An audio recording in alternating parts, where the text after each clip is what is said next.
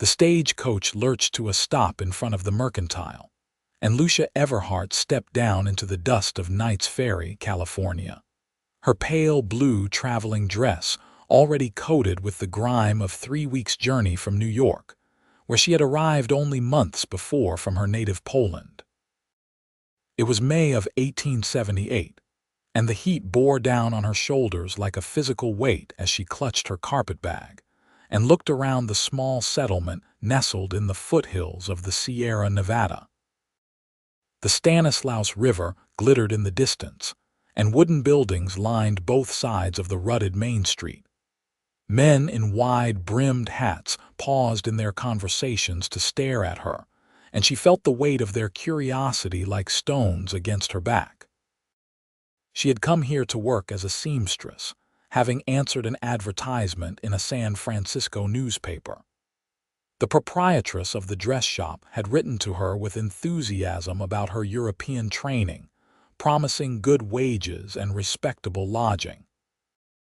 Lucia had sewn fine dresses in Warsaw before her parents died of fever, leaving her alone in a world that suddenly seemed too large and unforgiving. America had called to her like a promise of reinvention. "You need help with them bags, miss." A boy of perhaps 12 approached her, his face sunburned and eager. "Yes, thank you," Lucia said, her accent thick around the English words she had studied so diligently on the steamship crossing. She pronounced her vowels differently, shaped her consonants with a softness that made the language sound unfamiliar even to her own ears. The boy's eyes widened. "You talk funny." Heat rushed to Lucia's cheeks, but she forced a smile. "I am from Poland. I am still learning your language." "My language," the boy laughed. "You mean American? Yeah, you sure are butchering it." He grabbed her trunk from the stagecoach driver anyway and gestured down the street. "Dress shop is that way. Mrs. Cunningham runs it." As Lucia followed the boy, she noticed people turning to watch her pass. 2 women in calico dresses whispered behind their hands, their eyes sharp with judgment. A group of men outside the saloon fell silent as she approached, then burst into laughter once she had passed.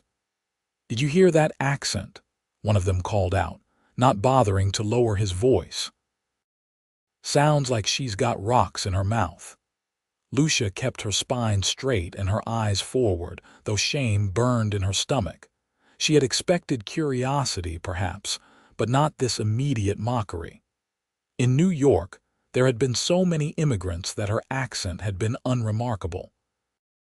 Here in this small town, she stood out like a rose in a desert. The dress shop was a narrow building with a painted sign that read, "Cunningham's Fine Dressmaking." A bell chimed as Lucia pushed open the door, and a plump woman in her 50s looked up from a cutting table covered in swaths of burgundy fabric. "You must be Miss Everhart," the woman said, her voice crisp and businesslike. "I am Mrs. Cunningham. I trust your journey was not too arduous." "It was long, but I am grateful to be here," Lucia replied carefully, aware of how each word felt like a test. Mrs. Cunningham's expression tightened slightly at the accent, a subtle shift that Lucia had learned to recognize. Disappointment, concern, doubt. "Yes, well," Mrs. Cunningham said. "I had understood from your letters that you spoke English." "I do speak English," Lucia said, confusion creasing her brow. "But your accent is quite pronounced. I'm not certain my clients will feel comfortable with someone so obviously foreign attending to their needs." Mrs. Cunningham set down her scissors with a decisive click. "This is a respectable establishment. My ladies expect a certain standard." The words landed like blows.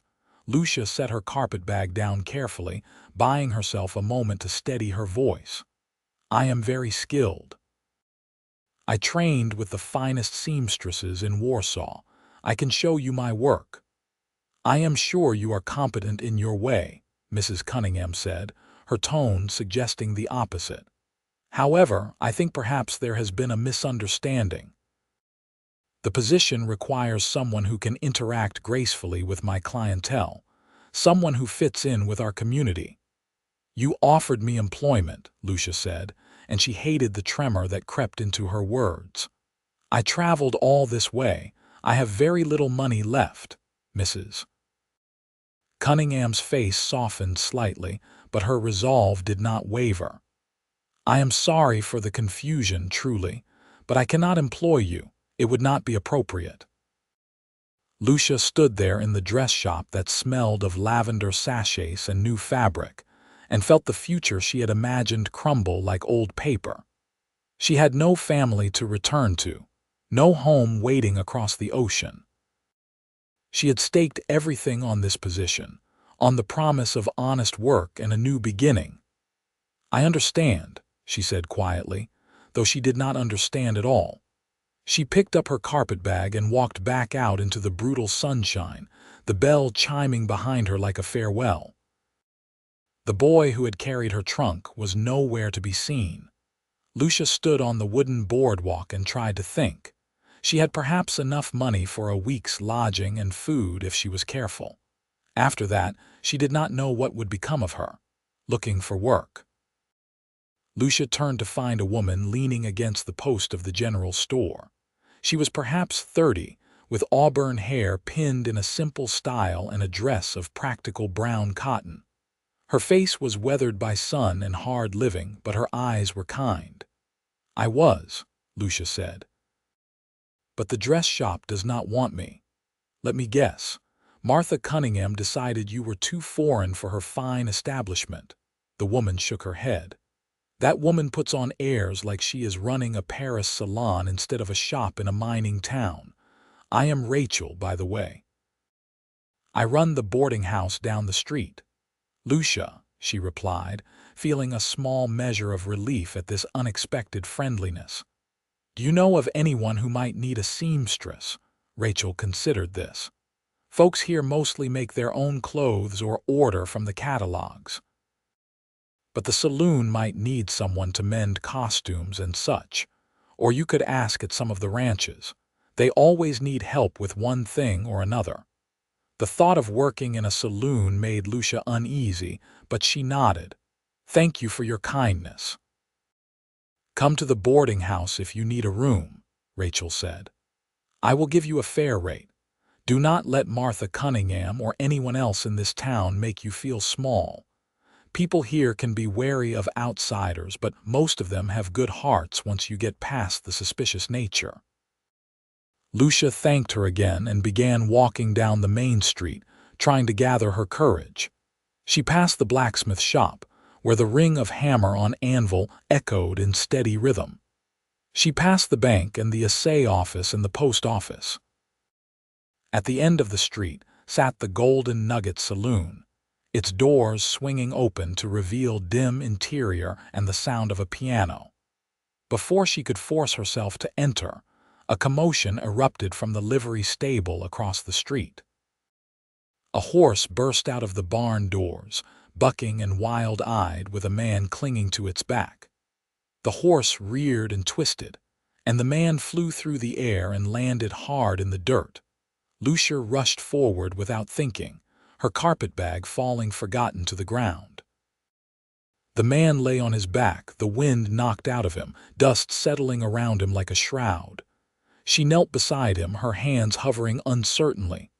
"Are you hurt?" she asked. "Can you breathe?" The man gasped and coughed, his eyes watering. After a moment, his breathing steadied, and he looked up at her.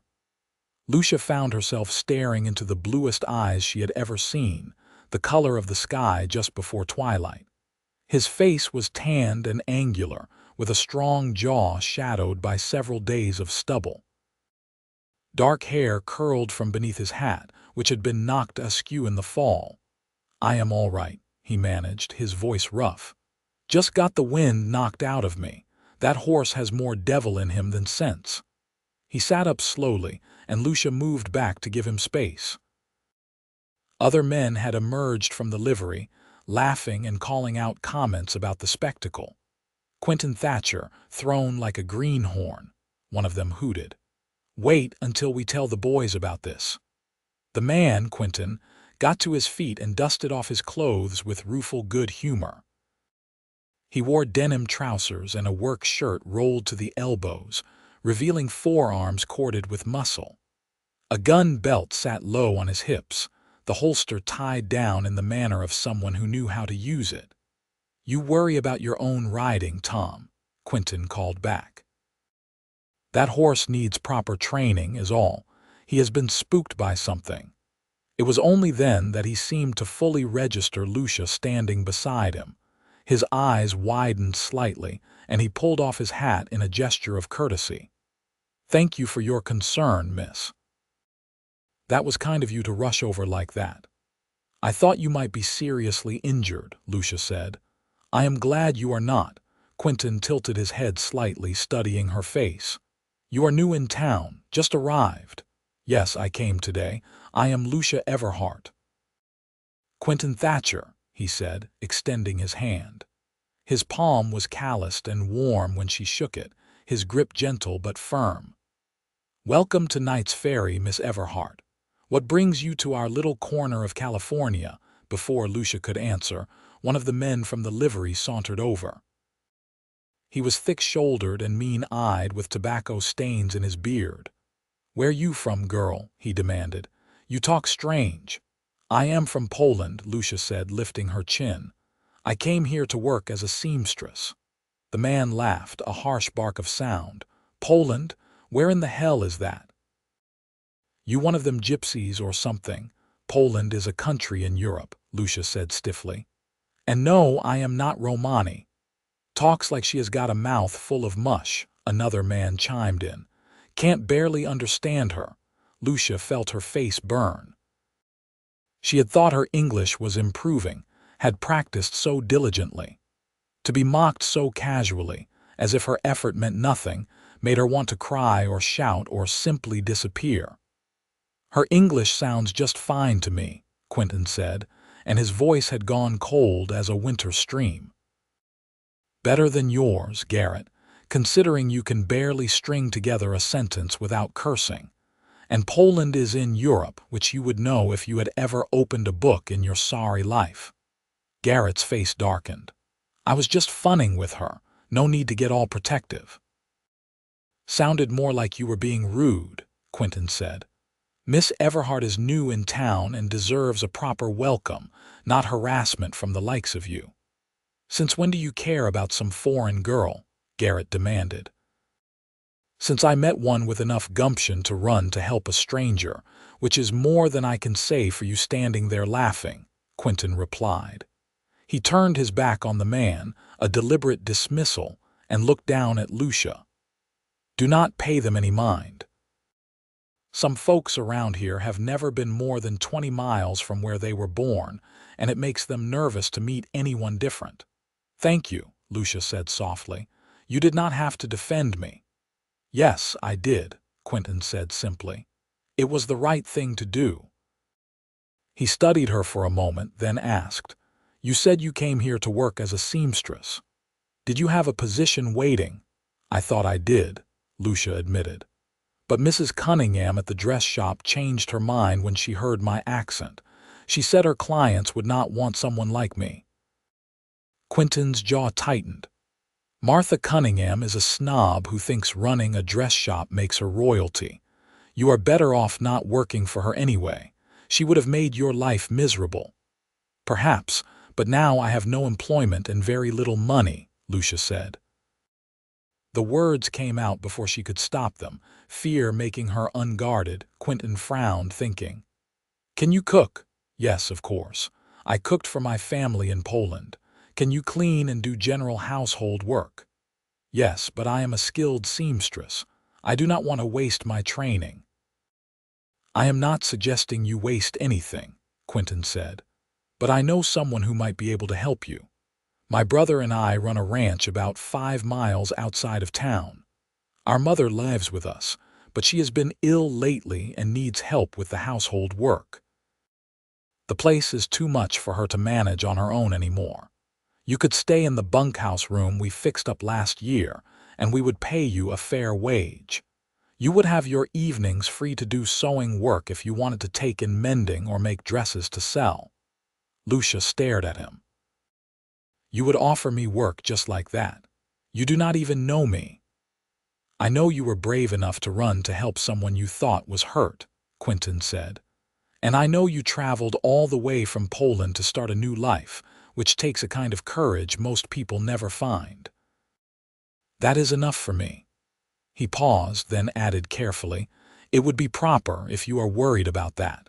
My mother is there and my brother. You would have your own quarters. We are not wealthy, but we are decent people, and we would treat you with respect. Tears pricked at Lucia's eyes, and she blinked them back fiercely.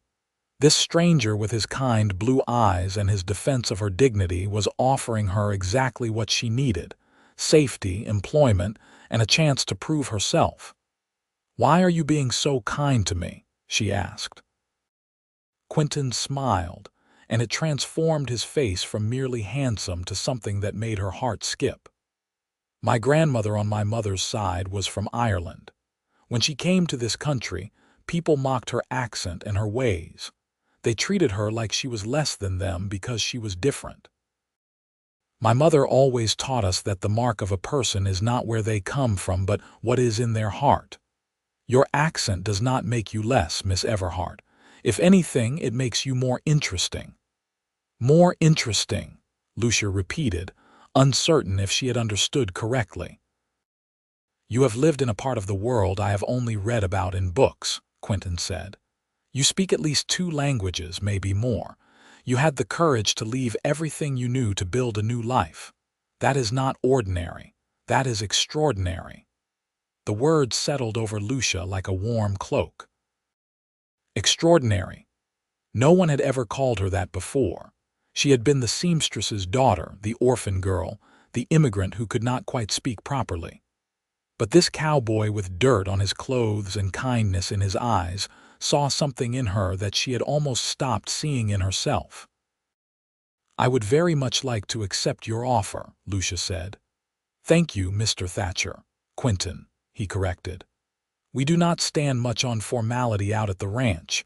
Let me finish up here at the livery and I will take you out there. I rode in on my own horse this morning. I was just looking at that devil because Tom thought I might be interested in buying him, but I think he needs more work before he is safe to ride. I will wait, Lucia said. Quinton retrieved her carpetbag from where it had fallen and handed it to her with another smile. You can wait in the shade over by the water trough. It is hot as blazes out here today. Lucia settled herself on a bench near the trough and watched as Quinton returned to the livery. The other men gave him space, and she noticed how they seemed to respect him despite their earlier mockery. He moved with an easy confidence, comfortable in his body and his place in the world. He was perhaps 25 or 26, she guessed, old enough to have shed the rashness of youth but still vital and strong. As she waited, a few people passed by and stared at her. An older woman sniffed disapprovingly. 2 young men whispered and laughed. Lucia kept her face impassive, but inside, she wondered if she had made a terrible mistake coming to this place where she was so obviously unwelcome. Then she remembered Quinton's words. Your difference makes you extraordinary. She held onto them like a talisman.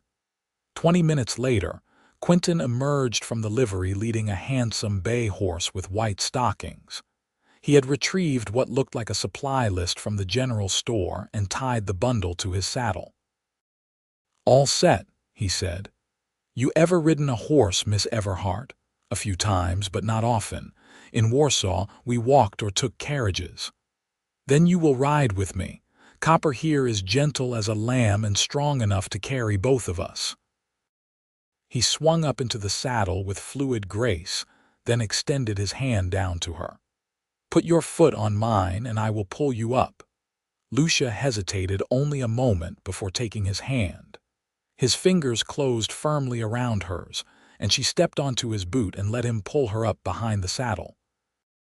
She settled onto the horse's broad rump, acutely aware of how close she sat to Quinton, how she could feel the warmth of his body even through the layers of clothing. "Hold onto my waist," he instructed. "I will not let you fall." Lucia wrapped her arms tentatively around him, feeling the solid muscle of his torso beneath her hands. It was shockingly intimate, this closeness with a man she had known for less than an hour, but she had no choice. She tightened her grip as Quinton nudged the horse into motion. They rode down the main street of Knights Ferry, and Lucia felt the eyes on them like physical touches. Let them stare, she thought with a defiance that surprised her. This man saw her as extraordinary, and that mattered more than the opinions of judgmental strangers.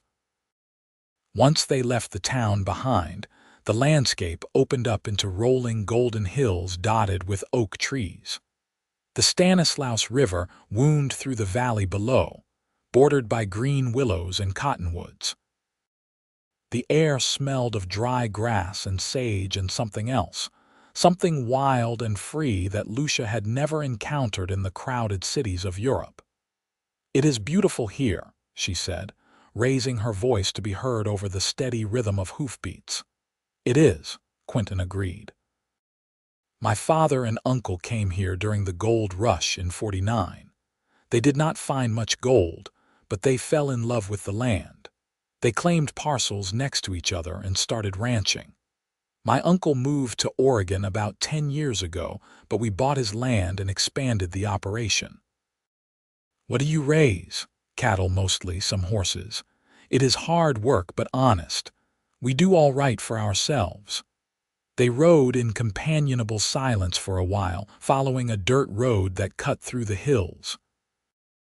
Lucia found herself relaxing against Quinton's back, lulled by the motion of the horse and the warmth of the sun. She had not realized how exhausted she was until this moment, the weeks of travel and worry catching up with her all at once. "Almost there," Quinton said eventually. The road crested a hill, and Lucia saw the ranch spread out before them. A 2-story wooden house sat near a creek, its walls weathered to silver gray. A barn and several corrals occupied the space nearby, along with a bunkhouse and various outbuildings. Cattle grazed in the distance, red and white shapes against the golden hillside. It was not grand, but it looked solid and well kept, a place where people worked hard and took pride in what they built. As they rode into the yard, a man emerged from the barn. He was taller than Quinton and broader through the shoulders, with the same dark hair but brown eyes instead of blue. He was perhaps a year or two older, Lucia estimated. "Thought you were just going into town for supplies," the man called out. "Did not know you were bringing back a guest." "This is Miss Lucia Everhart," Quinton said, dismounting and then helping Lucia down. Her legs felt shaky after the ride, and she was grateful for his steadying hand on her elbow. "Miss Everhart, this is my brother Wesley." "Madam," Wesley said, touching his hat brim. Then his eyes narrowed slightly. "You sound like you are from somewhere far away." "Poland," Lucia said, bracing herself for mockery, but Wesley just nodded. "That is a fair distance to travel. What brings you to California?" "I came for work, but the position fell through." "Your brother kindly offered me employment here, helping your mother with the household." Wesley looked at Quinton with raised eyebrows. "Did he now?" "Ma has been struggling," Quinton said. "You know she has. She needs help and Miss Everhart needs work. It makes sense." "If you say so," Wesley said, though his tone suggested he had reservations. "Ma is inside resting. She had a bad morning with the coughing." Quinton's face tightened with concern. "I will take Miss Everhart in to meet her. Can you unsaddle Copper for me?" "Sure," Wesley said. He nodded to Lucia again. "Welcome to the Thatcher Ranch, Miss Everhart. I hope my brother did not make any promises he can't keep." "I made promises I fully intend to keep," Quinton said firmly. He picked up Lucia's carpet bag and gestured toward the house. "Come on. I will introduce you to my mother." The interior of the house was dim and cool after the bright sunshine. The front door opened into a main room that served as both kitchen and living space. A large table dominated the center, and a wood stove sat against one wall. The furnishings were simple but well made, everything clean and orderly despite Wesley's implication that their mother was struggling. A woman sat in a rocking chair near the window, a quilt over her lap despite the warmth of the day. She was perhaps 50, her hair more gray than brown, her face lined with illness and worry. But her eyes were sharp and intelligent as she looked up at their entrance. "Quinton," she said, her voice raspy. "Who is this?" "Ma, this is Miss Lucia Everhart. She came to Knights Ferry to work as a seamstress, but the position fell through. I offered her work here, helping you with the household. Miss Everhart, this is my mother, Margaret Thatcher." Margaret studied Lucia with an intensity that made her want to squirm. "You are very young." "I am 20 years old," Lucia said. "I may be young, but I am a hard worker. I kept house for my parents in Poland before they died. I can cook and clean and sew and mend. I will earn my wages, Mrs. Thatcher." "You are from Poland," Margaret said. It was not a question. "Yes, madam." "And people in town gave you trouble about your accent, I am guessing." Lucia blinked in surprise. "How did you know?" "Because people in small towns can be narrow-minded fools," Margaret said bluntly. "They forget that all of us came from somewhere else, unless we are native to this land. My own mother faced the same prejudice when she arrived from Ireland. It made her life harder than it needed to be." "Quinton told me about her," Lucia said softly. Margaret's expression warmed slightly. "Did he?" "Well, he always paid attention to those stories better than Wesley did.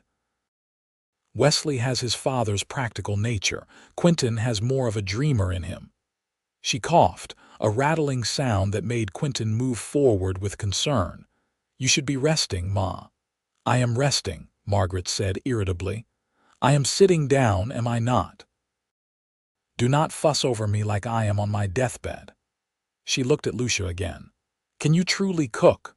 I do not mean boiling potatoes. I mean make proper meals that will stick to a working man's ribs." "I can make stews and roasts and breads and pastries," Lucia said.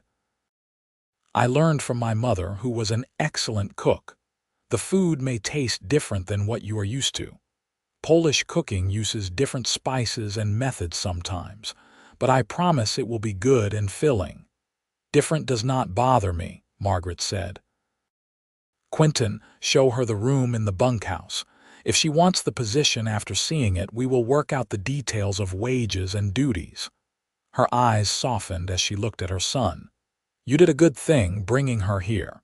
Quinton's relief was visible. "Thank you, Ma." He led Lucia back outside and across the yard to the bunkhouse, a long, low building with a covered porch. Most of it was a single large room with bunks lining the walls, but at one end, a wall had been constructed to create a separate space. "We built this a few years ago thinking we might hire more hands and need a foreman's quarters," Quinton explained as he opened the door. "But we never got around to hiring anyone permanently. Wesley and I can handle most of the work ourselves, and we bring in temporary help during branding and roundup." The room was small but private, with a narrow bed, a bureau, a washstand, and a single window that looked out toward the creek. It was clean and plainly furnished, but to Lucia it looked like sanctuary. "It is perfect," she said. Quinton set her carpetbag on the bed. "You will take meals with us in the main house.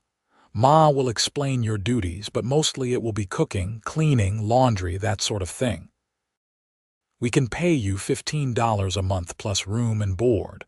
I know that is not much, but it is fair for this kind of work." "It is more than fair," Lucia said. $15 a month was actually quite generous, and the room and board meant she could save almost all of it. "Thank you, Quinton. You have been so kind to me. I do not know how to repay you." "You do not need to repay me," Quinton said. "Just be good to my mother. She has been through a lot these past few months." My father died 2 years ago and she has not been the same since. Then she developed this cough that will not go away. The doctor says it is not consumption, but it weakens her. She needs help, but she is proud. Having someone here who can take some of the burden off her will ease my mind considerably. I will take good care of her, Lucia promised. They stood there in the small room, sunlight slanting through the window and illuminating the dust motes that danced in the air. Quinton looked at her with those remarkable blue eyes, and Lucia felt something shift inside her chest, like a door opening that she had not known was closed. I should let you settle in, Quinton said, though he did not immediately move toward the door. Supper is around 6. Come to the house when you hear the bell. I will, thank you again. After he left, Lucia sat on the edge of the bed and looked around her new home. It was not what she had imagined when she set out from New York, but it was infinitely better than the alternative of being stranded in Knights Ferry with no prospects and diminishing funds. And Quinton Thatcher was unlike any man she had ever met. He saw past her accent and her foreign ways to something he called extraordinary. She unpacked her few belongings and washed her face and hands in the basin. The water came from the pump outside, cold and sweet. She changed from her traveling dress into a simple cotton work dress of dark blue, then braided her long brown hair and pinned it up in a coronet. When she looked at herself in the small mirror above the washstand, she saw a woman who had traveled across an ocean and half a continent, who had been rejected and mocked but had not given up. Maybe Quinton was right. Maybe that was extraordinary. When the dinner bell rang, Lucia made her way to the main house. The sun was lowering in the sky, painting everything golden. Inside, she found Margaret still in her rocking chair but looking more alert. Wesley was setting the table, and Quinton was lifting a heavy pot from the stove. "Let me do that," Lucia said quickly, moving forward. "You should not have to cook after working all day." "Tonight we cook," Quinton said. "Tomorrow you start earning your wages. Tonight you are our guest. Sit down, Miss Everhart." The meal was simple. Beef stew with potatoes and carrots, biscuits and canned peaches for dessert. The men ate with the hungry efficiency of people who did hard physical labor, but they had good table manners and included Lucia in their conversation. "So Poland," Wesley said, sopping up gravy with a biscuit. "What is it like there?" "Beautiful," Lucia said. "There are cities with old stone buildings and churches with spires that reach toward heaven. In the countryside, there are forests and fields and lakes. The winters are very cold, with snow that comes up to your waist sometimes. The summers are warm but not as hot as here." "Why did you leave?" Wesley asked bluntly. "Wesley, that is rude," Margaret said. "No, it is all right," Lucia said. "My parents died of fever last year. I had no other family, and I could not support myself alone in Warsaw. A friend told me about opportunities in America, so I used what little money my parents left me to buy passage on a ship. I thought America would be a place where I could start fresh, where no one knew me as the orphan girl or the poor seamstress. And instead you ended up in Knights Ferry, where everyone treats you like you are strange," Quinton said quietly. "Not everyone," Lucia said, meeting his eyes across the table. "Some people have been very kind." A faint flush colored Quinton's tanned cheeks, and he looked down at his plate. Wesley glanced between them with a knowing expression but said nothing. After supper, Lucia insisted on washing the dishes despite their protests. Margaret watched her work from the rocking chair, and after a while she spoke. "My mother came to America when she was 18 years old. She traveled alone from County Cork to New York, and then overland to California during the gold rush. She was trying to find her brother, who had written that he had struck it rich. Turned out he had died of cholera before she even arrived." Lucia turned from the dishes, her hands dripping soapy water. That must have been terrible for her. It was. But she was a strong woman. She found work as a cook in a mining camp, and that is where she met my father. He was a miner from Pennsylvania, a good man who treated her with respect when others mocked her brogue and her Irish ways. They married and had 5 children, though only I survived to adulthood. Life was hard, but they were happy. You must miss her. Every day, Margaret said. She taught me that where you come from does not matter as much as who you are. I have tried to teach my boys the same. Quinton took that lesson to heart. Wesley is a good man, but he is more suspicious of outsiders. It is just his nature. I understand. He does not know me. I am a stranger. You will not be a stranger for long, Margaret said. Not if Quinton has anything to say about it. I saw how he looked at you at supper. Lucia felt heat rise in her face. He is just being kind. He is being kind, yes, but he is also interested. My son has never brought a woman home before, Miss Everhart. You are the first.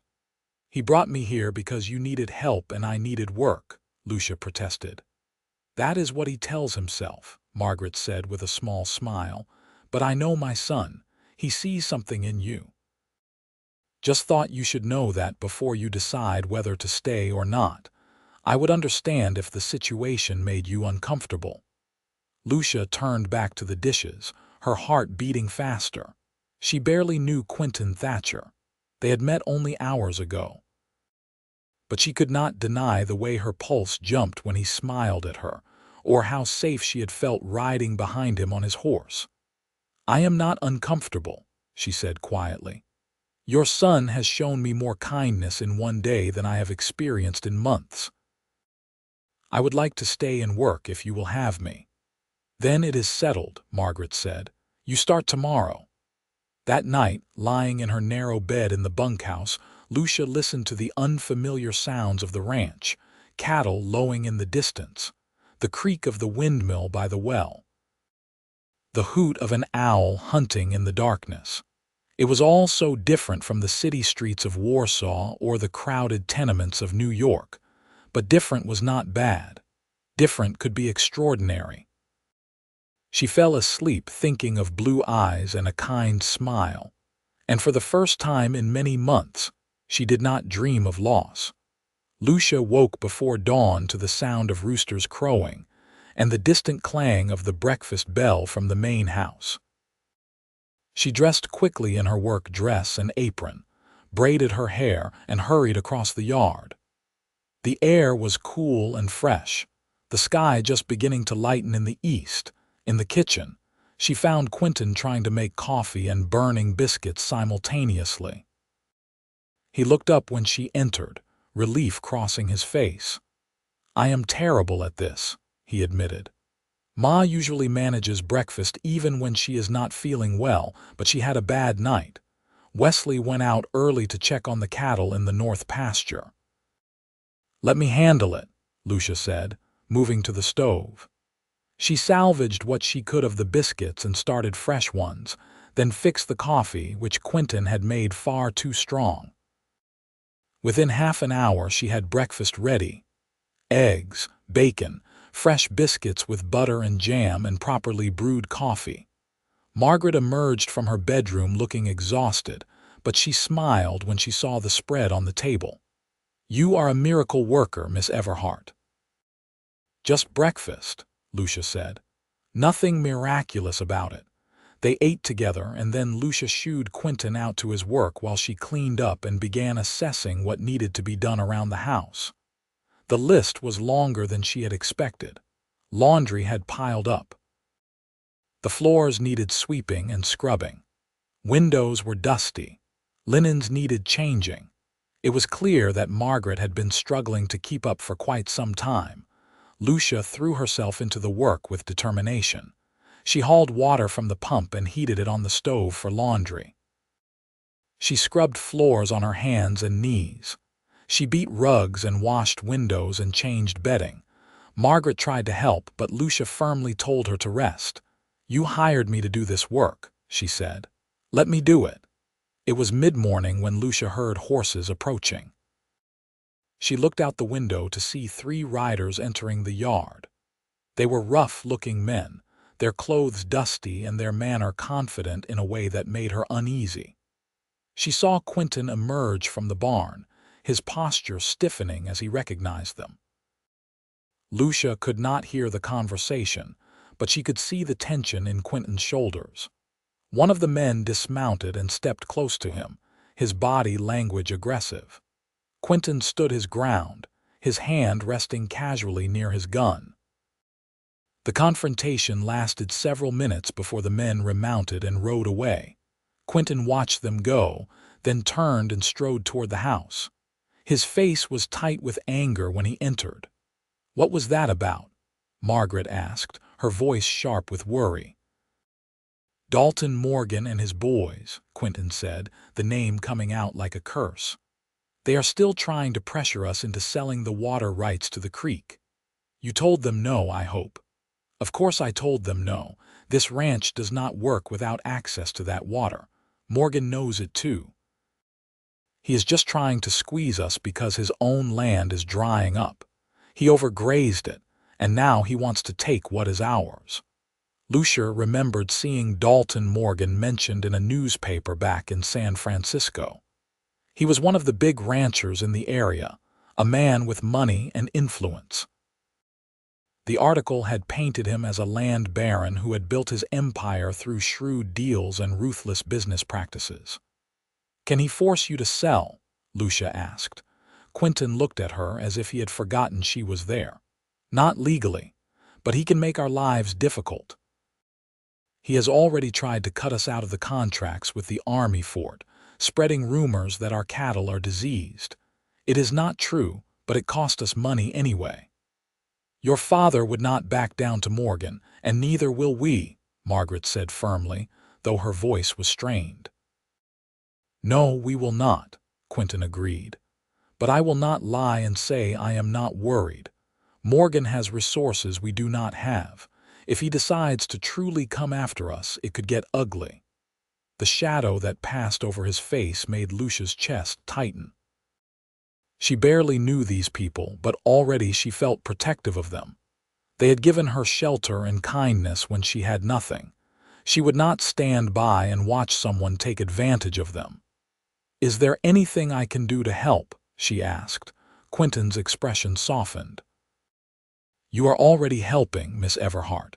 Having one less thing to worry about with Ma and the household makes a big difference. Thank you." The days settled into a rhythm after that. Lucia woke early and prepared breakfast for the family. She packed food for Quinton and Wesley to take with them when they rode out to work the cattle or mend fences or handle the 100 other tasks that kept a ranch running. She cooked and cleaned and did laundry and tended the vegetable garden behind the house. In the evenings, she sat with Margaret and sewed, mending clothes or making new curtains for the house or working on a dress she hoped to sell in town. Margaret's health improved with the lighter workload. The constant coughing eased and color returned to her cheeks. She began sitting on the porch in the afternoons, enjoying the sunshine and the view of the hills. "You have been good for this family," Margaret told Lucia one evening as they shelled peas together. "The house has not been this clean since before my husband died. And my boys are eating better than they have in months.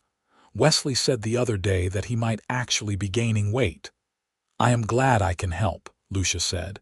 "You have all been so kind to me. I want to earn my place here."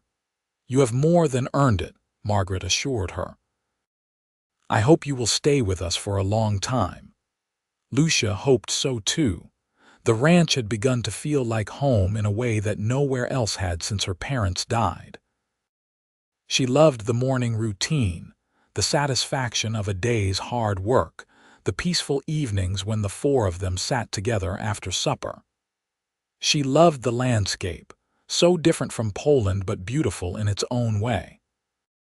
Most of all, she loved the easy companionship that was developing between her and Quinton. He sought her out during the day, stopping by the house for a cool drink of water or to ask her opinion on something. He told her about the ranch, teaching her the names of different cattle breeds and explaining the challenges of raising livestock in California's dry climate. He asked about Poland, genuinely interested in her stories about life in Warsaw. What was your favorite thing about living there? He asked one afternoon as they sat on the porch steps, taking a break from their respective labors. Lucia thought about it. The autumn. In Warsaw, the leaves would turn gold and red, and the air would smell like rain and earth. My mother and I would walk through the old city, and she would tell me stories about each building, who had lived there, what had happened. The city was full of history, full of ghosts in a way. I liked feeling connected to all those people who had come before. You miss it? Sometimes. But I am building new memories here. Better ones in some ways. In Poland, I was always poor, always struggling. My father worked as a tailor and my mother took in washing.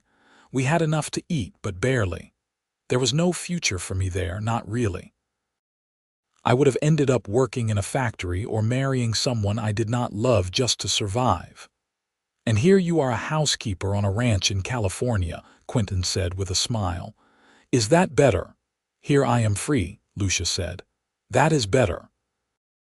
Quinton looked at her with an expression she could not quite read. You are remarkable, you know that. You left everything you knew and traveled to the other side of the world. That takes courage. You said that before, that my difference made me extraordinary. I meant it. His voice was quiet but intense. You are extraordinary, Lucia. The use of her first name without the formal Miss Everhart made her breath catch. They had been moving slowly toward familiarity, the boundaries between employer and employee blurring into something more like friendship. But this felt different. This felt like a threshold being crossed. Quinton, she began, unsure what she wanted to say. Before she could continue, Wesley called from the barn, needing Quinton's help with a horse that had thrown a shoe. The moment broke and Quinton stood, his expression rueful. Duty calls, he said. But I meant what I said, Lucia. Every word. As she watched him stride across the yard, Lucia realized that she was in danger of falling in love with Quinton Thatcher. Perhaps she already had. 2 weeks after Lucia arrived at the ranch, Quinton asked if she wanted to come into Knights Ferry with him for supplies. Wesley had taken Margaret to see the doctor in Sonora, leaving Lucia and Quinton alone at the ranch. I could use your help picking out fabric, Quinton said as they rode toward town, Lucia sitting behind him on copper. Ma's birthday is next month, and I thought I would get her material for a new dress. You would know better than I would what she might like. That is very thoughtful, Lucia said, warmed by his consideration for his mother. She raised us alone after Pa died. She deserves every good thing I can give her. They arrived in Knights Ferry mid-morning when the street was busy with townspeople going about their business. Lucia felt eyes on her as they rode past, heard the whispers that followed in their wake. She kept her chin up and her face composed, but inside, her stomach knotted with anxiety. At the general store, things got worse. The proprietor, Mr. Hendricks, took one look at Lucia and his mouth thinned with disapproval. I will help you, Quinton, but I would prefer if you left your foreign friend outside. Some of my customers find her presence disturbing. Quinton's expression went cold as ice. Is that so? Then perhaps I should take my business elsewhere. Lucia works for my family and she will be making many of our purchases from now on. If you cannot treat her with respect, we will buy our supplies in Sonora. Mr. Hendricks paled. The Thatcher Ranch was a good customer, buying supplies in bulk every month. Losing that business would hurt. Now, Quinton, there is no need to be hasty. I am not being hasty. I am being clear. You treat Lucia the same way you would treat any other customer or we are done. Your choice. The storekeeper swallowed hard, then nodded stiffly. Very well. What can I help you with today? Quinton guided Lucia through the store, pointing out items they needed and asking her opinion. His hand rested lightly at the small of her back, a protective gesture that did not go unnoticed by the other customers. Lucia felt their stares, heard the whispered comments about Quinton and that foreign girl. At the fabric counter, things came to a head. Mrs. Cunningham herself was there, looking at calico prints. She looked up as Lucia approached, and her lip curled in distaste. "I see you found work after all," she said, her voice dripping with condescension. "How enterprising of you. Though I suppose keeping house is better suited to someone of your background than fine dressmaking." "Actually, Lucia is an excellent seamstress," Quinton said coolly. "She does far better work than what comes out of your shop." Mrs. Cunningham's face flushed. "I hardly think you are qualified to judge the quality of ladies' dressmaking, Mr. Thatcher." "I know quality when I see it, whether it is in cattle or cloth or character," Quinton said. "And I know that someone who judges people based on how they speak instead of the content of their words is not worth my respect." The other customers had fallen silent, watching the confrontation with avid interest. Mrs. Cunningham looked around at the audience, her flush deepening. "You are making a fool of yourself over some immigrant girl who probably does not even understand half of what we are saying," she hissed. "I understand perfectly," Lucia said, her voice shaking but clear. "I understand that you are a small-minded woman who feels big by making others feel small. I understand that you judge me for an accent when you cannot speak any language but your own. And I understand that Quinton is twice the person you will ever be, because he sees value in people you would dismiss." Mrs. Cunningham gasped as if she had been slapped. "How dare you?" "You do not speak to me that way." "Then do not speak to her that way," Quinton said. "Come on, Lucia, we will get the fabric in Sonora." They walked out of the store together, leaving a buzzing hive of gossip behind them.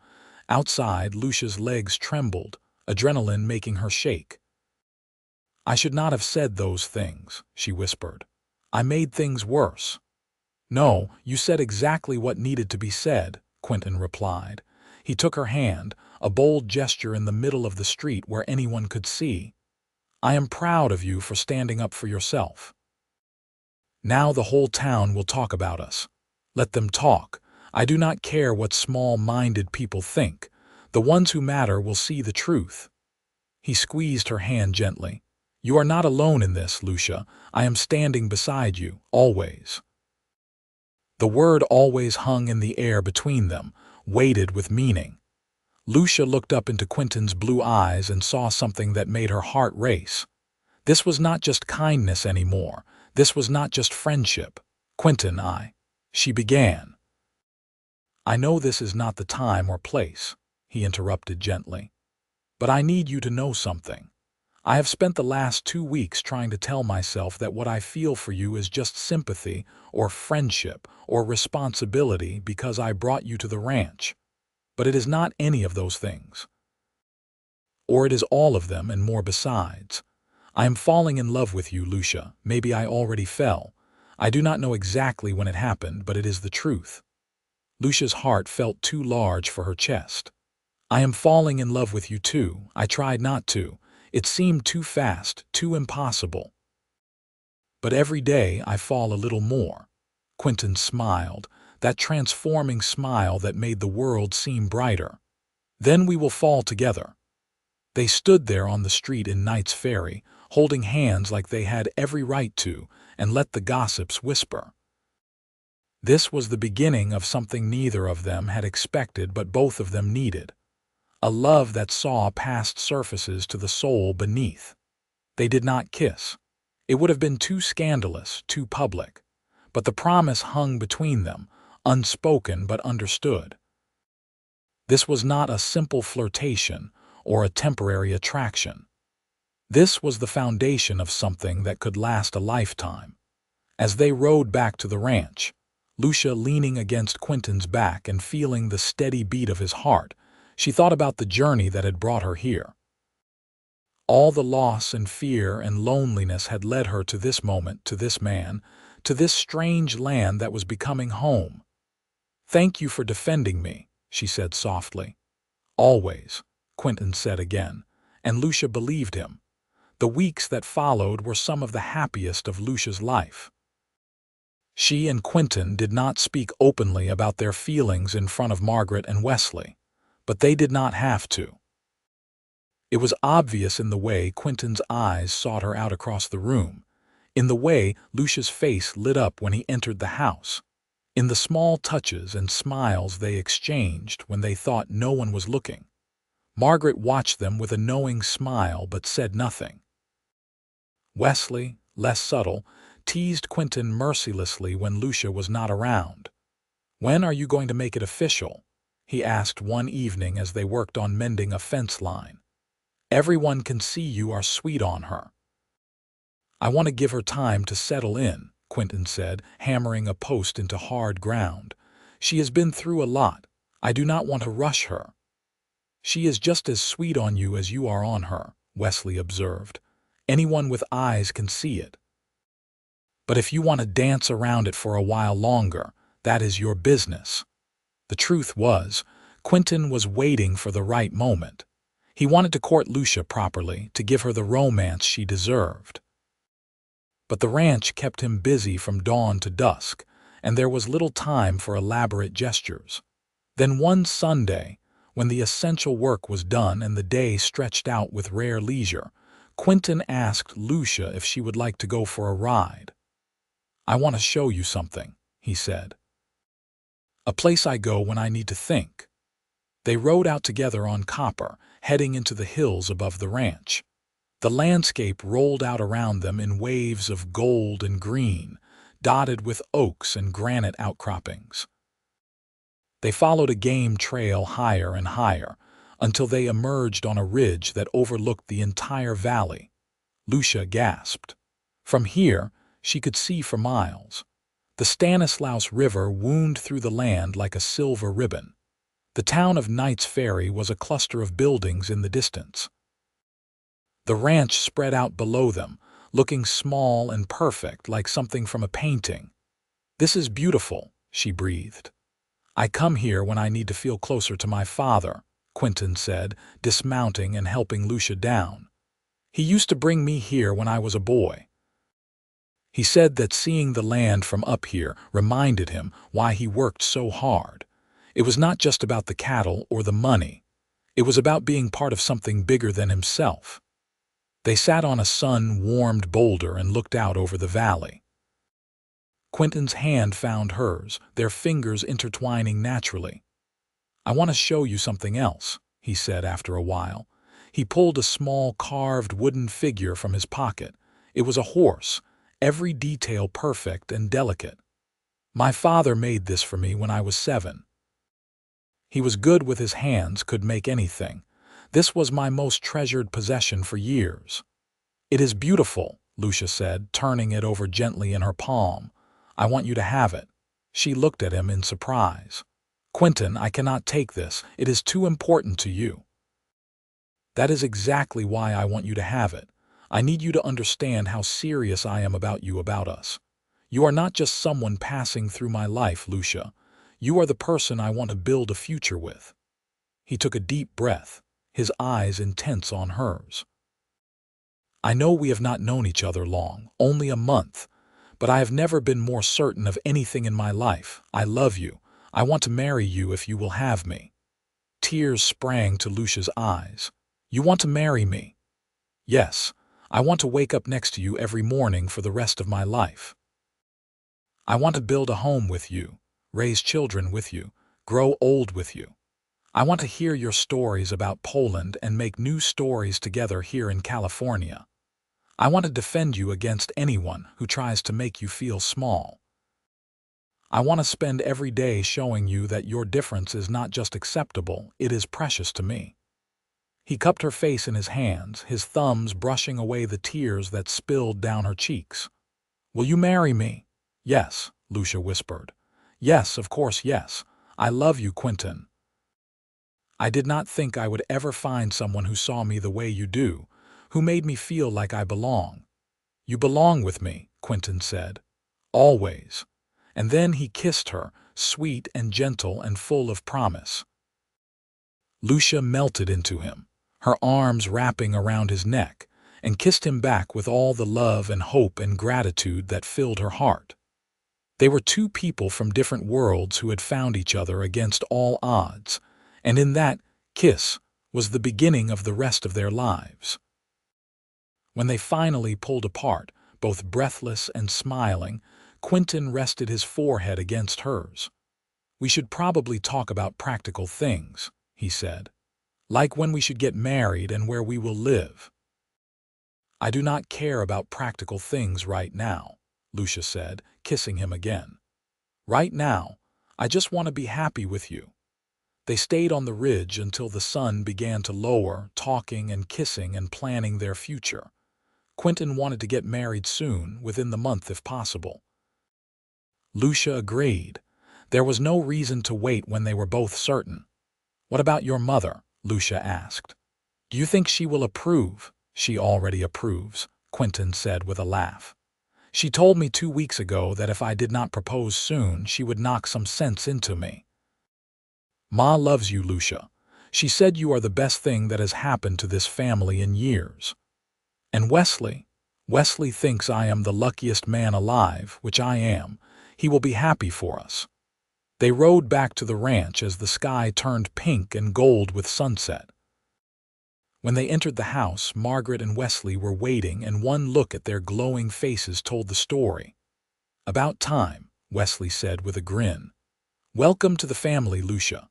Margaret pulled Lucia into a hug, tears in her eyes. "I always wanted a daughter," she said. "Now I have one." Plans for the wedding began immediately. They would hold it at the ranch, Margaret insisted.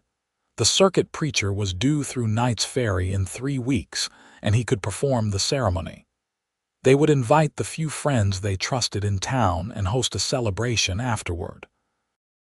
"I want to make my own dress," Lucia said. "Something special."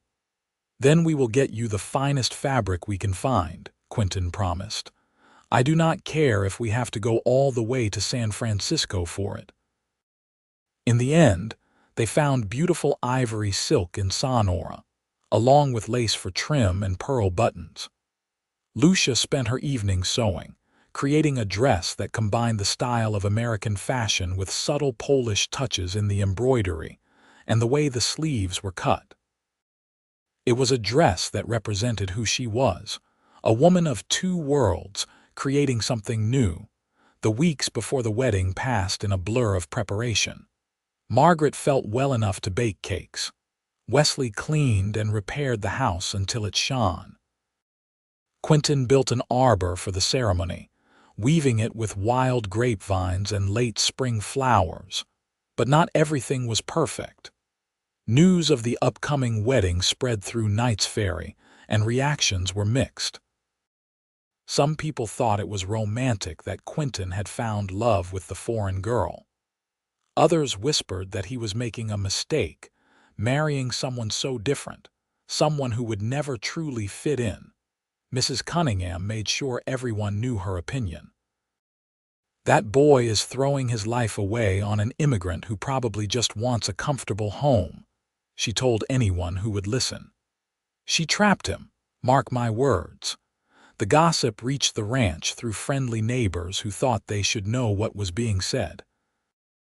Lucia tried not to let it hurt her, but some nights she lay awake worrying that people would make Quinton's life difficult because of her. "Let them talk," Quinton said when she voiced her fears. "Their opinions do not matter to me. You matter. Our life together matters. Nothing else." A week before the wedding, Dalton Morgan appeared at the ranch again. This time he came alone, riding up to the house in the evening when the work was done. Quinton went out to meet him, and Lucia watched anxiously from the window. "I heard you are getting married," Morgan said without preamble. He was a big man in his 50s, with silver hair and the kind of confidence that came from decades of getting his way. "To that Polish girl who works here. Her name is Lucia, and yes, we are getting married." I came to offer you a deal, Thatcher. A wedding gift, if you will. Morgan leaned forward in his saddle. Sell me the water rights to your creek, and I will make sure no one in this valley gives you or your new bride any trouble. I can shut down the gossip. I can make sure she is accepted. Quinton's hands clenched into fists. Are you threatening me? I am offering you a solution. That girl is going to have a hard time here. People are not kind to outsiders, especially foreign ones. But if you work with me, I can make her life easier. I can make your life easier. By taking away the water that keeps this ranch viable. No thank you, Morgan. We do not need your help or your protection. Lucia and I will build our life together without compromising our principles. Morgan's expression hardened. You are making a mistake. I have tried to be reasonable, but you Thatchers are too stubborn for your own good. You will regret this. The only thing I regret is wasting time talking to you. Get off my land. Morgan stared at him for a long moment, then turned his horse and rode away. When Quinton came back inside, his face was tight with anger. What did he want? Wesley asked. To buy our cooperation with the promise of making Lucia's life easier, as if I would sell out for that. Quinton ran a hand through his hair in frustration. He is not going to let this go. We need to be prepared for trouble. What kind of trouble? Lucia asked, fear threading through her voice. I do not know yet, but Morgan is not used to people saying no to him. He will try something. Quinton pulled her into his arms. But whatever he does, we will face it together. I promise you. The wedding day dawned clear and beautiful, the sky a deep cloudless blue. Lucia woke early and bathed in the creek, the cold water raising goosebumps on her skin. She dried herself carefully and dressed in her chemise and petticoats, her hands trembling slightly with nerves and excitement. Margaret helped her into the wedding dress, buttoning the long row of pearl buttons down the back. When Lucia looked at herself in the mirror, she barely recognized the woman staring back. She looked radiant, happy, transformed by love. You are beautiful, Margaret said, tears in her eyes. Quinton is a lucky man. I am the lucky one, Lucia replied. Your family saved me when I had nothing. You gave me a home and love and acceptance. I will spend the rest of my life being grateful. You are family now, Margaret said firmly. Not because you are marrying my son, but because of who you are. You fit with us, Lucia. You belong. The ceremony was held in the yard under the arbor Quinton had built. About 20 people had come from town, the ones who had been kind to Lucia, or who respected the Thatcher family enough to overlook their prejudices. The circuit preacher, a kind-faced man named Reverend Miller, stood ready to perform the service. When Lucia walked out of the house, she saw Quinton waiting for her, and her breath caught. He wore a new suit of dark wool, his hair combed neatly, his blue eyes shining as he watched her approach. He looked nervous and happy and so handsome that her heart ached with love. Wesley stood beside him as best man, grinning broadly. Margaret sat in a chair of honor nearby, dabbing at her eyes with a handkerchief. The ceremony was simple but heartfelt. Reverend Miller spoke about love and commitment and the covenant of marriage. Quinton and Lucia exchanged vows, promising to honor and cherish each other for as long as they both lived. I will love you in every season, Quinton said, his voice steady and sure. In hardship and in joy, I will stand beside you against anyone who tries to make you feel less than you are. I will build a life with you that honors both where we came from and where we are going. Lucia's voice shook with emotion as she replied, I will love you with all that I am. I will make a home with you. I will support your dreams and share your burdens. I will never forget that you saw me as extraordinary when others saw only what was different. You are my hope, my future, my heart. When Reverend Miller pronounced them husband and wife, Quinton kissed Lucia with such tenderness that several of the women in attendance sighed. Then he swept her into his arms and spun her around, both of them laughing with pure joy. The celebration that followed was modest but cheerful. Margaret had baked 3 cakes, and the neighbors had brought food to share. Someone had a fiddle, and they played lively tunes while people ate and talked. Quinton and Lucia danced, not caring that they were being watched, lost in each other and the moment. "Are you happy?" Quinton murmured as they swayed together. "Happier than I ever imagined possible," Lucia replied. "Thank you for choosing me. Thank you for saying yes."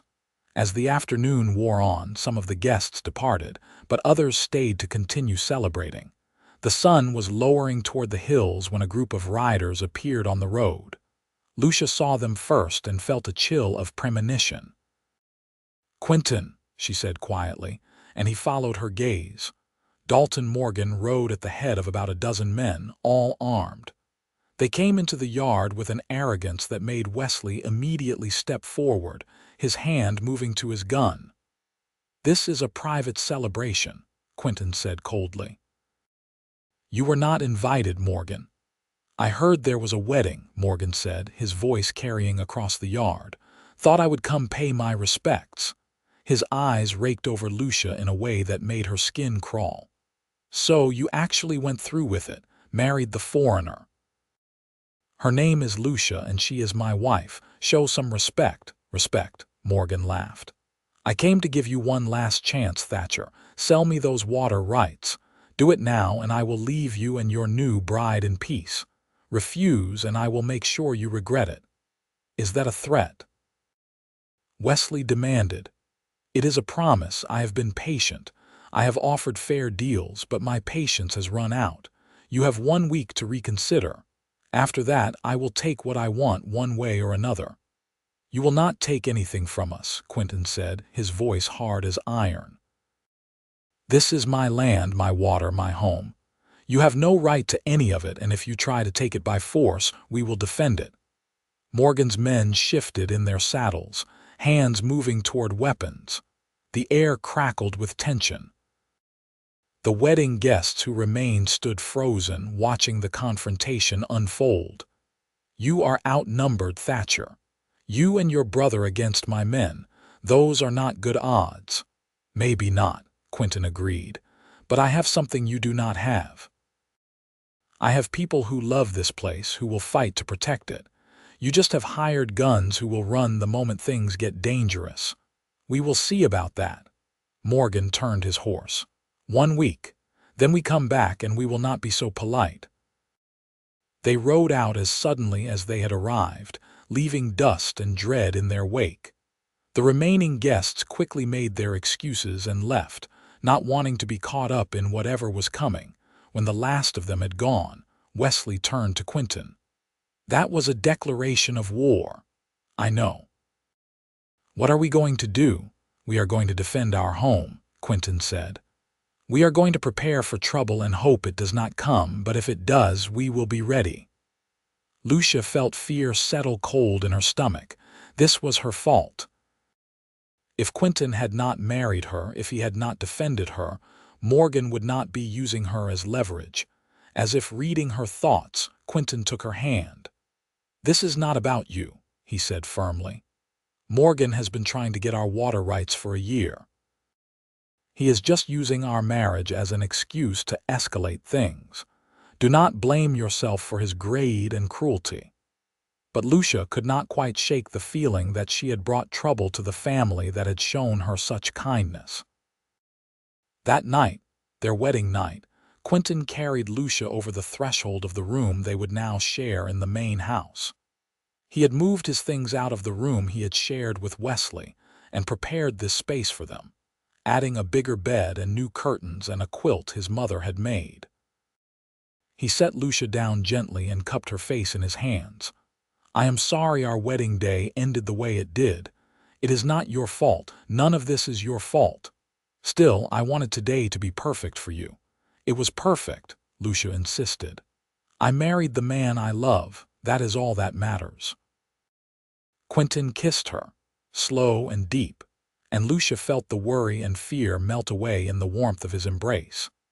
They made love as the stars wheeled overhead, learning each other's bodies with tenderness and passion, sealing their marriage vows in the most intimate way possible. Afterward, lying in Quinton's arms with her head on his chest, Lucia felt a peace she had not experienced since her parents died. She was home, she was loved, she was safe. "Whatever happens," she whispered, "we will face it together." "Together," Quinton agreed, kissing the top of her head. "Always together." The week that followed was tense. Quinton and Wesley took turns keeping watch, especially at night. They checked the fence lines daily, looking for signs of sabotage. They made sure the barn doors were secured and the cattle were accounted for. They cleaned their rifles and checked their ammunition. Margaret tried to maintain a sense of normalcy, but Lucia could see the worry in her eyes. She had lived through the wild days of the gold rush, had seen what men were capable of when they wanted something badly enough. She knew Morgan's threat was not empty. Lucia threw herself into her work, cooking elaborate meals and keeping the house immaculate, as if by creating order inside, she could hold back the chaos threatening from outside. But her hands trembled as she kneaded bread, and she startled at every unexpected sound. On the 5th day, Wesley rode out to check the north pasture and came back white-faced and angry. "Someone cut the fence line," he reported. "About 20 of our cattle wandered off. I found them on Morgan's land. His foreman said if we want them back, we will have to pay a fine for them trespassing." "That is ridiculous," Quinton said. "He cut our fence so the cattle would wander onto his property, and now he is extorting us to get them back. What do? We go get our cattle and repair the fence. If Morgan's men try to stop us, we will deal with that when it happens." They rode out together, and Lucia watched them go with her heart in her throat. Margaret came to stand beside her on the porch.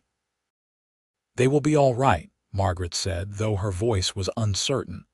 "They are smart boys. They will not do anything foolish." The hours crawled by. Lucia tried to focus on mending, but she kept pricking her fingers with the needle. She tried to cook, but burned the biscuits. Finally, she gave up and just sat on the porch watching the road. It was late afternoon when she saw the riders coming. Her heart leaped, then plummeted. It was not Quinton and Wesley. It was Morgan and his men. "Margaret, go inside," Lucia said urgently. "Hide if you can." "I am not hiding in my own home," Margaret said stubbornly, but fear pinched her face. Morgan and 6 of his men rode into the yard. Lucia stood at the top of the porch steps, forcing herself not to shake. "Where is your husband?" Morgan demanded. "He is not here. I can see that." "I passed him on the north road, collecting his cattle like a good little rancher. That gives me time to have a conversation with you." "I have nothing to say to you." "Maybe not, but I have something to say to you." Morgan dismounted and walked toward the porch. Lucia's hand moved behind her back, finding the handle of the shotgun they kept by the door. She had never fired a gun in her life, but she would if she had to. "Stay back," she warned. Morgan stopped at the bottom of the steps, holding his hands up in mock surrender. "I am not here to hurt you, girl. I am here to make you an offer. A smart woman would listen." "I am listening." "You are the reason Quinton is being stubborn about those water rights. He is trying to prove something to you, show you he can protect you and stand up to the big bad rancher. But the truth is, he is putting his whole family in danger for the sake of pride. If you care about him at all, you will convince him to sell. Walk away with some money and start fresh somewhere else. Otherwise, people are going to get hurt, and their blood will be on your hands." Lucia felt the words like blows, especially because they echoed her own fears.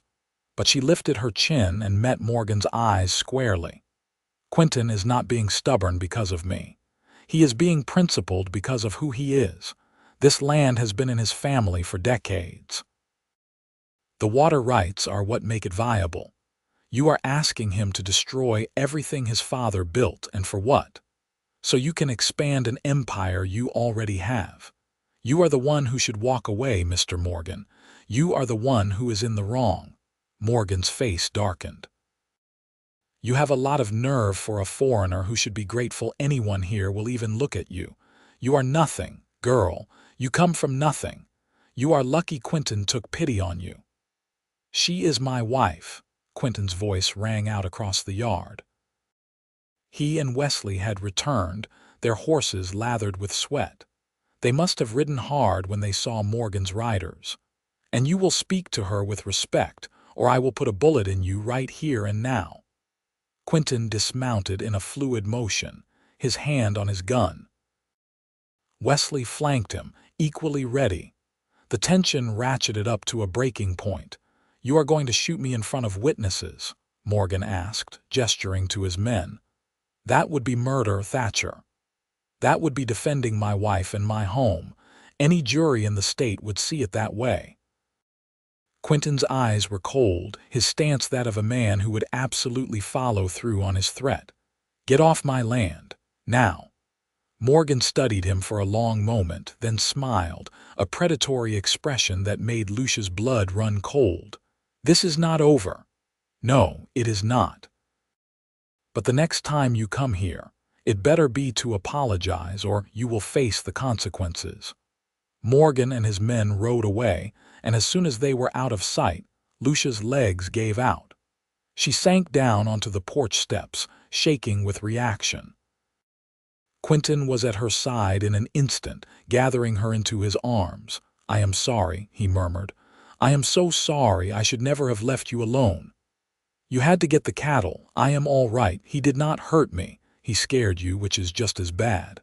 Quinton held her tighter. "This has to stop. I am going into Knights Ferry tomorrow to talk to the sheriff. Morgan is harassing us, and it needs to be documented." But when Quinton went to the sheriff the next day, he found little help there. Sheriff Barnes listened to his complaint with a skeptical expression. "You have any proof Morgan cut your fence? Who else would it be?" "That is not proof, Thatcher. That is speculation. And as for him coming to your ranch to talk to your wife, well, he says he was just trying to negotiate peacefully. Says you are the one who threatened to shoot him. He was intimidating her. He was trespassing. He says you are being unreasonable about selling water rights that would help the whole valley prosper. There are a lot of people who agree with him, Quinton. You Thatchers have always been stubborn about that creek. Maybe it is time to reconsider your position." Quinton stared at the sheriff in disbelief. "You are taking his side." "I am not taking anyone's side. I am telling you how it is. Morgan is a powerful man with a lot of friends. You are a small rancher with more pride than sense. If something happens between you two, it is going to be your word against his, and I know whose word will carry more weight. So, you are saying I am on my own. I am saying you should think very carefully about whether this fight is worth it. That is all." Quinton left the sheriff's office feeling like he had been punched in the gut. He had known Morgan had influence, but he had not realized how deep it went. The law was supposed to protect people like him, but instead, it was protecting the powerful. When he got home and told Lucia what the sheriff had said, she looked stricken. "This is because of me," she said. "People in town do not like me, so they side with Morgan over you. I have made you vulnerable." "No, you have not. Morgan has been trying to take our water for a year, long before you arrived. This is about greed and power, not about you." Quinton took her hands in his. "I need you to trust me. We will get through this." "How? We are alone. No one will help us. We are not entirely alone. We have neighbors who know what Morgan is really like. We have friends, and we have each other." He pulled her close. "I will not let him win, Lucia. I will not let him take our home or hurt you. I promise." 3 days later, their section of fence was cut again. This time, Quinton and Wesley caught 2 of Morgan's men in the act. They ran them off, but the message was clear. Morgan was escalating, pushing them to retaliate so he could claim they were the aggressors. That night, Quinton called a family meeting. They sat around the kitchen table, the lamp casting shadows on their worried faces. "We cannot keep going like this," Wesley said. "We are losing cattle, losing sleep, and Morgan is not going to stop until he gets what he wants." "So, what do you suggest?" Quinton asked. "That we give in." "No, but we need help. We cannot fight this alone." "Where do we get help? The sheriff would not do anything. Most of the town sides with Morgan." "What about the other small ranchers in the valley?" Lucia suggested quietly. Everyone turned to look at her. "Morgan is not just threatening you. If he succeeds in taking your water rights, he will go after others too. They have to see that you are the first target, not the only one. If you band together, you are stronger." Quinton stared at her, realization dawning. She is right. The McBrides to the east have been having trouble with Morgan, so have the Hendersons. We are all small operations, so we have not thought to work together. But if we united, we would have the numbers to stand up to him. "It is worth a try," Wesley agreed. Over the next week, Quinton and Wesley visited every small rancher in the valley. They explained what Morgan was doing and made their case for banding together.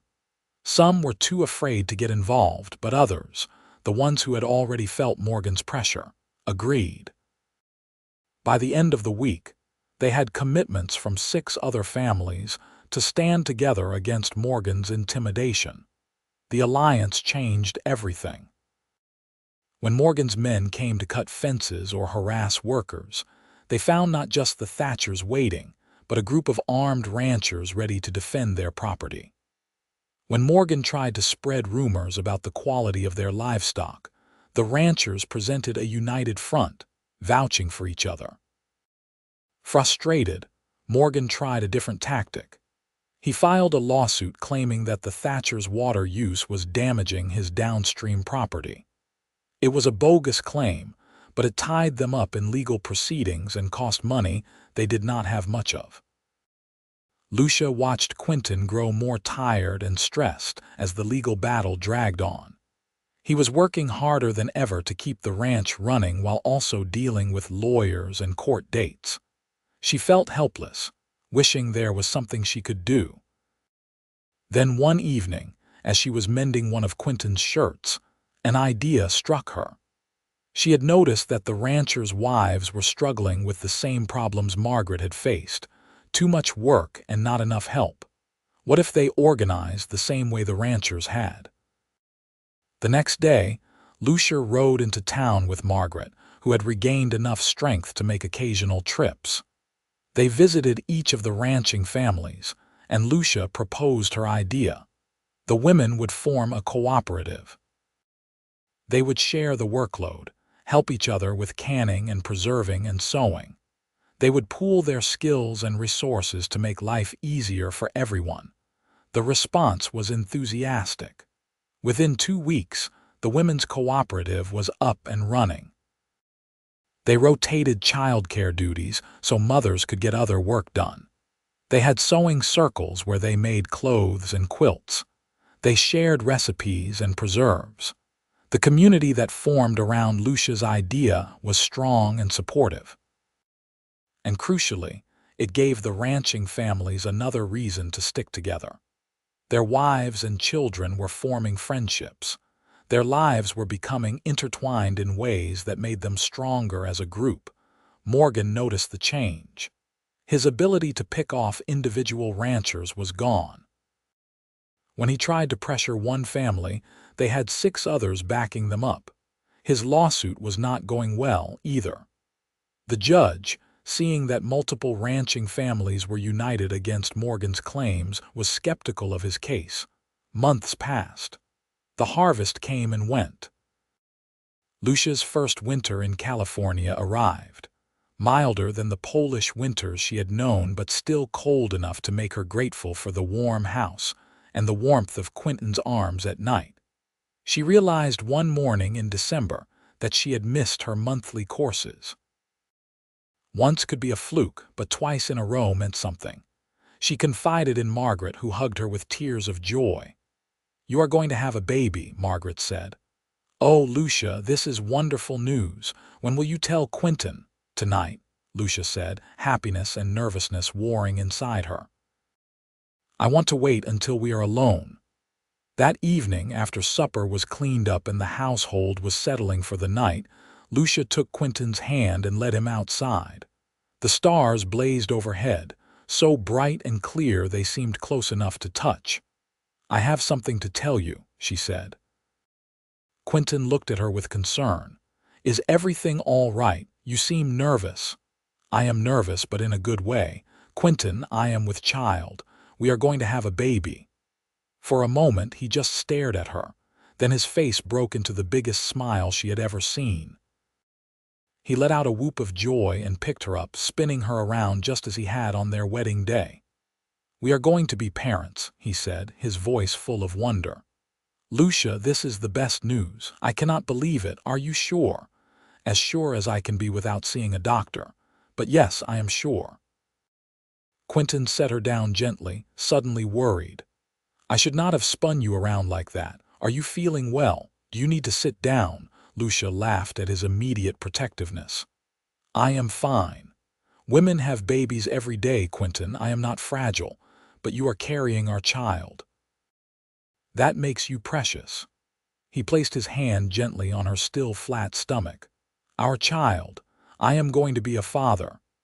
They stood there under the stars, marveling at the life growing between them, and Lucia felt a contentment so deep it made her chest ache. This was her family. This was her home. Despite all the hardship and conflict, she had found something precious: love and belonging. In January, the legal battle with Morgan finally reached its conclusion. The judge ruled in favor of the Thatcher ranch, finding Morgan's claims without merit and ordering him to pay the Thatchers' legal fees. It was a stunning victory. More importantly, it sent a message. Morgan's power was not absolute. People could stand up to him and win. Other families in the valley, emboldened by the Thatcher's success, began pushing back against his overreach. Morgan himself seemed to deflate after the ruling. He stopped harassing the small ranchers, stopped trying to expand his territory through intimidation. The fight went out of him. Some said he was facing financial troubles of his own, having overextended his empire. Others said he was just getting old and tired. Lucia did not care what the reason was. She was just grateful the threat was over. As her pregnancy progressed, she found herself embraced by the community of ranching families in a way she had never expected. The women of the cooperative brought her baby clothes and advice. They shared their own experiences and made her feel less afraid of the unknown ahead. Even in Knights Ferry, attitudes began to shift. People saw that Lucia was part of the community now, that she had helped organize the women who kept their households running. They saw that Quinton was happy, that his marriage had not weakened him but made him stronger. Slowly, grudgingly, some of the people who had mocked her accent and her foreign ways began to accept her. Mrs. Cunningham, however, remained stubbornly disdainful. Lucia saw her in town one day in her 8th month of pregnancy, her belly swollen and obvious beneath her dress. "Mrs. Cunningham looked her up and down with a sniff. "I see you have been busy," she said acidly, "though I suppose that is what immigrant women do, have babies and leech off hard-working Americans." Lucia felt a flash of anger but forced herself to remain calm. "I work hard every day, Mrs. Cunningham. I keep house for my family, I contribute to the ranch, and I help organize the women's cooperative that has made life better for every family in this valley. I am not leeching off anyone. You trapped Quinton Thatcher into marriage, and everyone knows it. If falling in love is a trap, then I am guilty. But Quinton chose me just as much as I chose him, and we are happy, which is more than I can say for some people who spend their days spreading poison about others." Lucia drew herself up, one hand on her pregnant belly. "You can dislike me all you want, Mrs. Cunningham, but I am not going anywhere. This is my home now. These are my people, and I will not let your bitterness spoil the life I have built." She walked away, leaving Mrs. Cunningham sputtering behind her. It felt like a final victory, small but significant. She did not need everyone to like her. She just needed to be true to herself and the people she loved. The baby came on a warm day in May, exactly a year after Lucia had first arrived in Knights Ferry. The labor was long and difficult, attended by Margaret and 2 women from the cooperative who had experience with childbirth. Quinton paced outside the bedroom, pale with worry, while Wesley tried unsuccessfully to distract him. When the baby's first cry rang out, Quinton burst into the room, protocol forgotten. Lucia lay exhausted on the bed, her hair damp with sweat, holding a tiny bundle wrapped in a quilt. "A boy," Margaret said, tears streaming down her face. "You have a son, Quinton." Quinton approached the bed as if walking on sacred ground. Lucia held up the baby, and he took his son with shaking hands, staring down at the tiny red face with an expression of absolute awe. "He is perfect," Quinton whispered. "Lucia, he is perfect." "He has your eyes," Lucia said, smiling despite her exhaustion. "Or they will be blue like yours.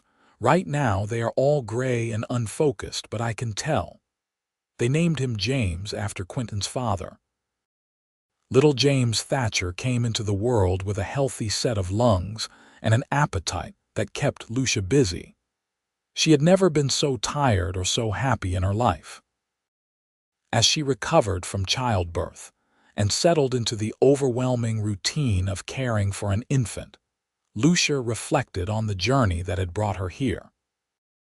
She had left Poland with nothing but grief and fear, had crossed an ocean and a continent to find herself mocked and rejected in a small California town. But she had also found Quinton, who saw her difference as extraordinary. She had found a family who loved her. She had found a community she helped build. She had found home. The years that followed were not always easy. The ranch required constant work. There were seasons of drought and seasons of flood. There were cattle that sickened and fences that broke and 100 other challenges that came with ranching life. But through it all, Lucia and Quinton faced everything together. They had 2 more children, a daughter named Rose 2 years after James, and another son named Thomas 3 years after that. The house that had once been quiet and orderly became filled with the chaos and joy of children. Margaret lived to see all 3 grandchildren born, her health improving with each year that Lucia took care of her. She finally passed peacefully in her sleep when James was 10, surrounded by the family she loved. Wesley married a woman from Sonora and built his own house on the northern section of the ranch land. The brothers remained partners in the ranching operation, their children growing up together. The women's cooperative flourished, eventually expanding beyond just the ranching families to include women from Knights Ferry itself. Lucia taught sewing classes, passing on the skills she had learned in Warsaw. Young women who had once mocked her accent came to her for instruction and advice, and she welcomed them without resentment. Quinton proved to be as devoted a father as he was a husband. He taught his sons to ride and rope and run a ranch. He taught his daughter that she was just as capable as any boy, that her dreams mattered just as much. And he taught all his children that difference should be celebrated, not feared, pointing to their mother as an example of courage and strength. As Lucia stood on the porch one evening watching the sunset paint the hills gold and red, James grown and working beside his father, Rose helping with supper, and Thomas playing with the ranch dog, she marveled at the life she had built.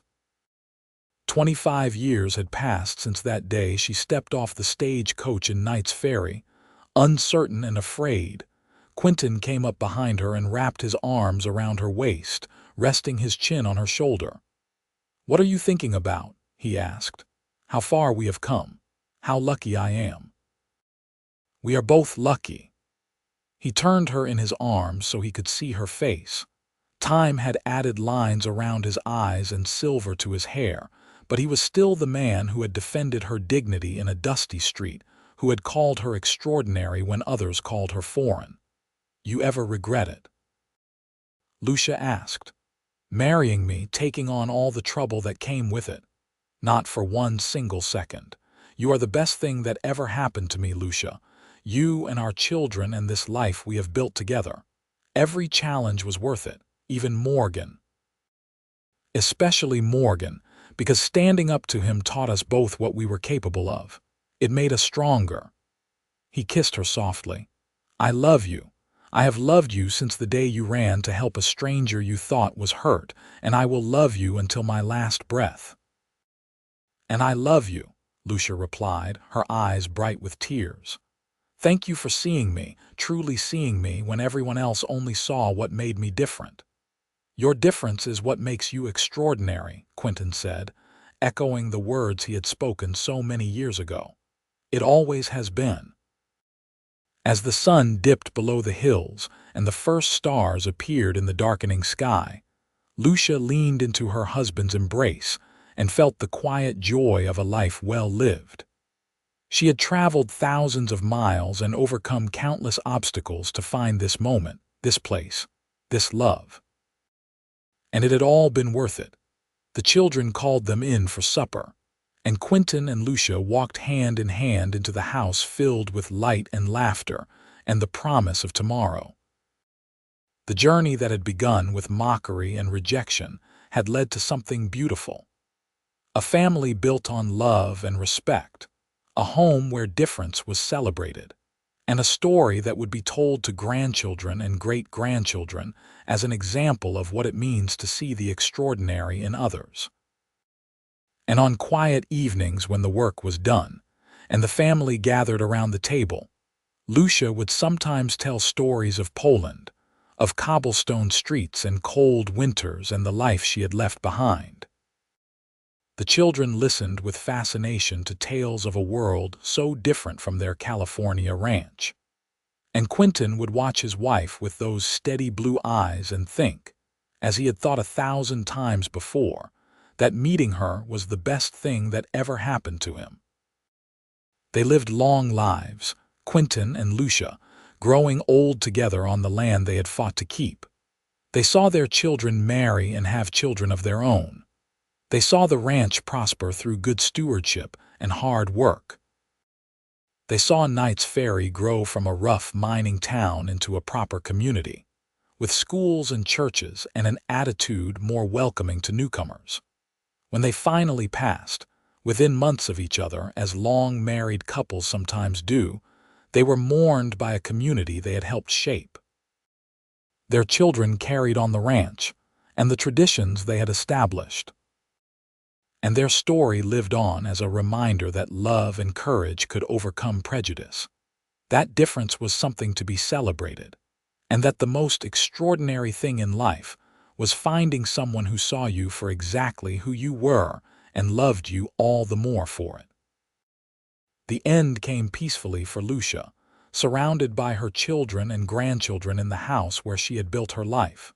She held Quinton's hand and looked into those blue eyes that had first seen her as extraordinary, and she smiled. "It was a good life," she whispered. "The best," Quinton agreed, "because you were in it."